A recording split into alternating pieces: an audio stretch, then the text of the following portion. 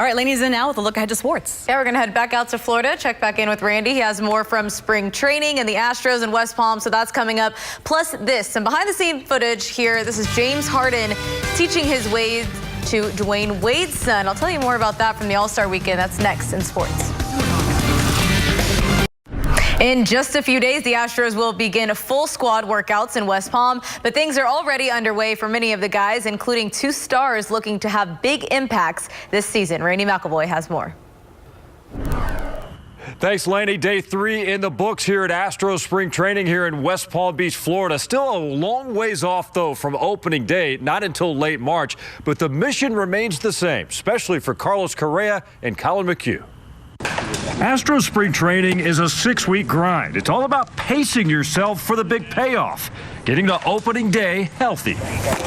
Yeah, it's kind of like getting a bunch of horses to the gate. You know, you gotta really be able to throttle back when you need to. Collin McHugh threw his second bullpen here in West Palm Beach. He's back in a familiar role now as a starting pitcher in Houston's rotation, a spot he welcomes. The preparation is not new for me. It'll just be a matter of getting my stamina up, getting my innings back, back up to where I want to be able to continue to build on where I was. While the first full squad workout is set for Monday, most of the Astros regulars are here already. Carlos Correa went through the paces. He's starting his 5th season now and pronounced himself pain-free after dealing with significant back issues during the regular and postseason. So I'm not going to overdo it. I'm going to go out there and do what's necessary in order for me to go out there in opening day and perform and be able to play 160 games. This year I'm gonna go out there and stay on top of everything in order for me to be healthy and perform like I know I can, like you guys know I can. I mean, he's a contributor in the middle of the order, tremendous talent. We expect him to be really good. We need him to be good for us to have our best team. A healthy Carlos Correa is critical and really across the board for all of the Astros superstars if they want to get back to the World Series. Coming up, more coverage tomorrow and Sports Sunday live from right here in West Palm Beach. With the Astros at spring training, Randy McElvoy, KPRC Channel 2 Sports. Thank you, Randy. James Harden spoke to a giant media presence today over in Charlotte for the All-Star game. Lots of questions about the insane numbers he's putting up this season. In his final game before the break, Harden extending his streak to now 31 consecutive 30-point games, tying Wilt Chamberlain for the 2nd longest. James said it's all about constantly finding ways to get better.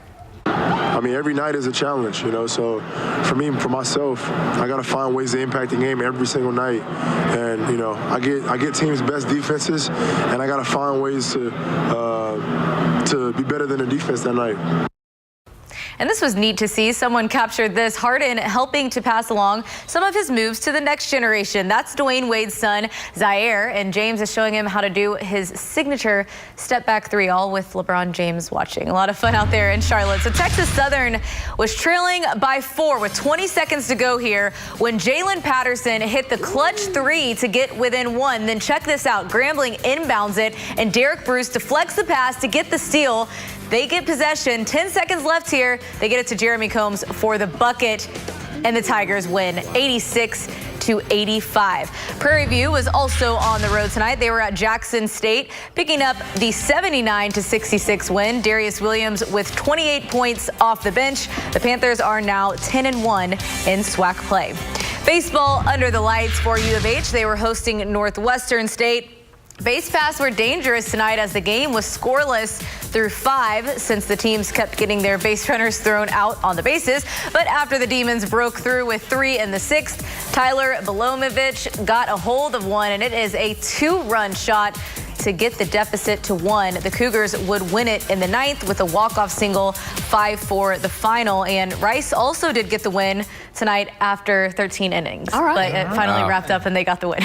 Good for them. Good for the good Laney. guy. All right, let's wrap this show up with the check of the weather. All right, so a little bit of rain coming through early tomorrow morning when this front finally kicks south as it does. We should see a better afternoon, certainly a lot less humid. And then watch out, here comes the rain. Time for the trail and the cook-off.